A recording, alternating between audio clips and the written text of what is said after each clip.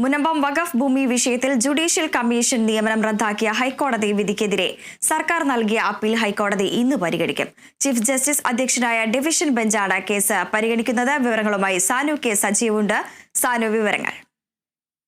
കേരള വഖഫ് സംരക്ഷണ വേദി നൽകിയ ഹർജിയിൽ ജസ്റ്റിസ് ബെച്ചു കുര്യൻ നേരത്തെ ഒരു സിംഗിൾ ബെഞ്ച് ഉത്തരവിൽ നേരത്തെ നൽകിയിരുന്നു. അതായത് സർക്കാർ വേണ്ട വിധത്തിലുള്ള മുൻകരുതലുകളും അതേപോലെ വീണ്ടുവിചാരവും ഇല്ലാതെയാണ് ഈ മുനമ്പ വിഷയത്തിൽ ഇടപെടുന്നത് അടക്കമുള്ള കാര്യങ്ങളിൽ നേരത്തെ ഒരു വിധി വന്നതാണ്. മുനമ്പ ജുഡീഷ്യൽ കമ്മീഷൻ നിയമനമടക്കം കോടതിയിൽ റദ്ദാക്കിയിരുന്നു.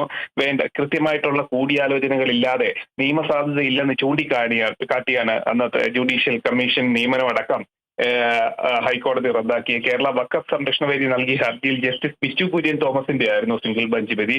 വഖഫ് ട്രൈബ്യൂണലിന് മുന്നിലുള്ള വിഷയത്തിൽ അന്വേഷണം നടത്താനാവില്ലെന്നും അന്ന് ഹൈക്കോടതി വ്യക്തമാക്കിയിരുന്നു.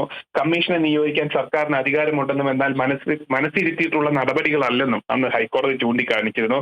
ഈ വിഷയത്തിലാണ് ഇന്നൊരു സർക്കാരിന്റെ ഒരു ഇടപെടൽ ഉണ്ടായിരിക്കുന്നത്.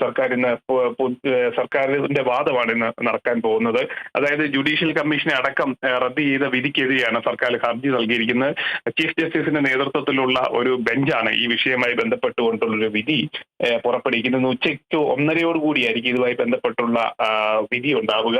കൃത്യമായ വിശദീകരണം നൽകാൻ സർക്കാരിനായില്ലെന്നടക്കമുള്ള ഗുരുതരമായിട്ടുള്ള ആരോപണമായിരുന്നു മുൻപ് സിംഗിൾ ബെഞ്ച് ഈ ഹർജി തള്ളിക്കൊണ്ട് നടത്തിയൊരു നിരീക്ഷണം. എന്നാലും ഇതുമായി ബന്ധപ്പെട്ടുകൊണ്ടുള്ളൊരു പ്രധാനപ്പെട്ട വിധിയാണ് ഇന്ന് വരാൻ പോകുന്നത്. വൃന്ദ, സനു, അതോടൊപ്പം തന്നെ ഈ സർക്കാർ ജനങ്ങളെ വഞ്ചിക്കുകയാണ് എന്ന് ആരോപിച്ചുകൊണ്ട് പ്രതിപക്ഷം അടക്കം തന്നെ രംഗത്ത് വരുന്ന ഒരു സാഹചര്യത്തിലേക്ക് എത്തിയിരുന്നു അല്ലേ? അതായത് ജനങ്ങളുടെ കണ്ണിൽ മുനമ്പത്ത് പ്രതിഷേധവുമായി ഇരിക്കുന്ന ജനങ്ങളുടെ കണ്ണിൽ പൊടിയിടാനായിട്ടുള്ള നടപടിയാണ് സർക്കാരിന്റെ ഭാഗത്തു നിന്ന് ഉണ്ടാകുന്നതെന്ന് അടക്കമുള്ള വലിയൊരു ആരോപണങ്ങൾ ഉണ്ടായിരുന്നു. എന്തായാലും ഈ സമരവുമായിട്ട് ഈ പ്രതിഷേധവുമായിട്ട് രംഗത്ത് വന്നിട്ടുള്ള നിരവധി ആൾക്കാർ സർക്കാരിനെതിരെ ഇതുമായി ബന്ധപ്പെട്ട് തന്നെ രംഗത്ത് വന്നിരുന്ന രൂക്ഷമായിട്ടുള്ള ഭാഷയിലുള്ള വിമർശനങ്ങളാണ് ഇവർ ഉന്നയിച്ചിരുന്നത്. തങ്ങളുടെ വിഷയങ്ങൾ കൃത്യമായിട്ട് പരിഗണിക്കാനോ തങ്ങളുടെ വിഷയങ്ങൾ കൃത്യമായിട്ട് അധികാര തലങ്ങളിൽ എത്തിക്കാനോ സർക്കാരിന് ആവുന്നില്ല എന്ന അടക്കമുള്ള കാര്യങ്ങൾ അവരുന്നയിച്ചിരുന്നു.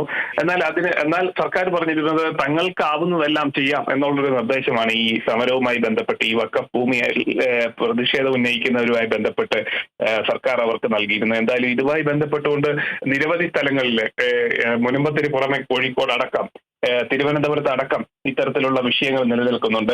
ഇതുമായി ബന്ധപ്പെട്ടുകൊണ്ട് ആദ്യമായിട്ടായിരിക്കും ഒരു ഹൈക്കോടതിയുടെ ഒരു ഭാഗമായിട്ട് ഈ ഒരു ജുഡീഷ്യൽ കമ്മീഷനെ നിയമിക്കുന്നതും ആ കമ്മീഷനെ വീണ്ടും വിചാരമില്ലാതെ നിയമിച്ചു, കൂടുതൽ പഠനങ്ങൾ നടത്താതെ നിയമിച്ചു എന്ന് ചൂണ്ടിക്കാട്ടിക്കൊണ്ട് ഹൈക്കോടതി അതിന്റെ നിയമസാധ്യത തന്നെ ഇല്ലാതാക്കുന്ന ഒരു സംഭവം ഉണ്ടാകുന്നത്.